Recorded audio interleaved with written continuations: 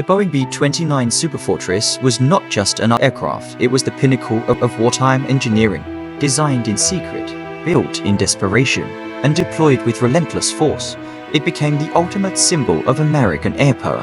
It was the largest, fastest, and most sophisticated bomber of its time, capable of reaching altitudes beyond the grasp of enemy fighters. But its true power lay in what it carried. The road to the B-29 began long before the war, in the minds of engineers who dreamed of a long-range bomber that could strike at the heart of enemy nations. The first designs, drawn up in the late 1930s, were nothing more than blueprints, ideas on paper. But as war loomed, those ideas became an urgent reality. The United States needed a bomber that could fly higher, faster, and farther than anything before. In 1940, Boeing presented the Model 345 design to the US Army Air Corps. It was unlike anything seen before. A pressurized four-engine behemoth with a wingspan of 141 feet and the ability to carry 20,000 pounds of bombs. The Army was convinced. Boeing was granted a contract, and the race to build the most advanced bomber in history began. But innovation came at a price. The B-29 was unlike any aircraft ever built, and the challenges of manufacturing such a machine were immense. Factories in Wichita, Omaha, and Marietta worked around the clock. Thousands of men and women, many of whom had never worked in aviation before, were tasked with assembling a bomber that was years ahead of its time. Every rivet had to be precise, every component had to be flawless. A single mistake could mean disaster in the skies. By 1943, the first B-29s rolled off the assembly line, their massive frames gleaming under factory lights. Each aircraft was a marvel of engineering, with cutting-edge technology never before seen in a bomber. Remote-controlled gun turrets provided all-around protection. A pressurized cabin allowed crews to fly at high altitudes without oxygen masks, and four Wright R3350 duplex Cyclone engines, each producing over 2,000 horsepower, gave the Superfortress the speed and range to reach distant targets. But the B-29 was more than just a machine. It was a weapon of war, and it needed men to fly it. Pilots, navigators, gunners, and bombardiers trained for months, learning every system, every procedure. They knew that once they took to the skies, their survival depended on their ability to operate the most complex bomber in history. The first combat missions began in 1944. From bases in China and the Mariana Islands, B-29s took to the skies, targeting Japanese cities, factories, and military installations. But high-altitude precision bombing was difficult. The jet stream, unknown to American pilots at the time, pushed bombs, of course. Enemy fighters and anti-aircraft fire took their toll. Losses mounted, and results were inconsistent. The B-29 had the range, the payload, and the speed, but it needed a new strategy. Then came Curtis LeMay, a brilliant but ruthless commander. LeMay changed everything. He ordered the B-29s to fly lower, at night, with incendiary bombs instead of high explosives. His goal was simple: burn Japan's wooden cities to the ground.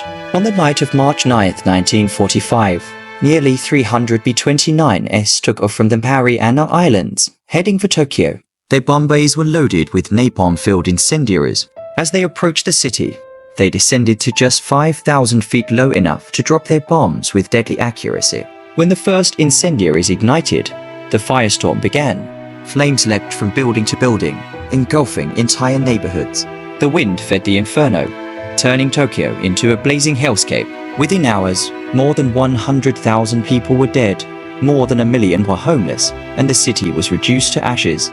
It was the deadliest bombing raid in history, and it was just the beginning. Night after night, the B-29s returned. Osaka, Nagoya, Kobe, one by one, Japan's cities were burned to the ground. The strategy was brutal, but it was effective. By the summer of 1945, Japan was on the brink of collapse, but still, they refused to surrender.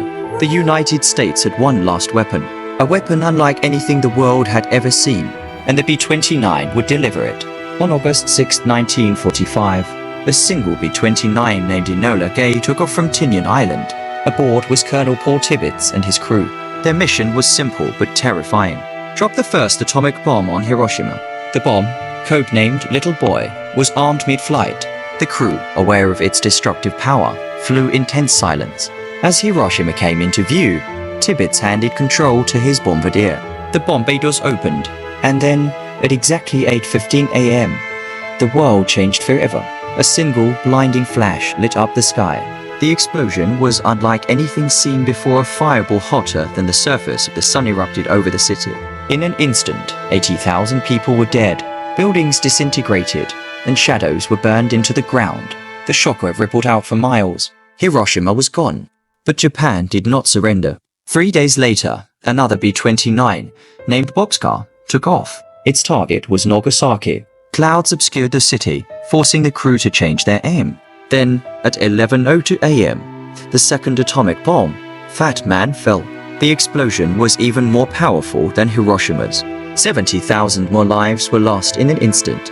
This time, Japan had no choice. On August 15, 1945, Emperor Hirohito announced Japan's surrender. The war was over, and it was the B-29 that had delivered the final blow. For the men who flew the Superfortress, it was a moment of relief, but also reflection. They had fought with courage, with determination, and with a machine that changed the course of history. But they had also witnessed destruction on an unimaginable scale. The B-29 remained in service after the war, evolving into the first platform for nuclear deterrence.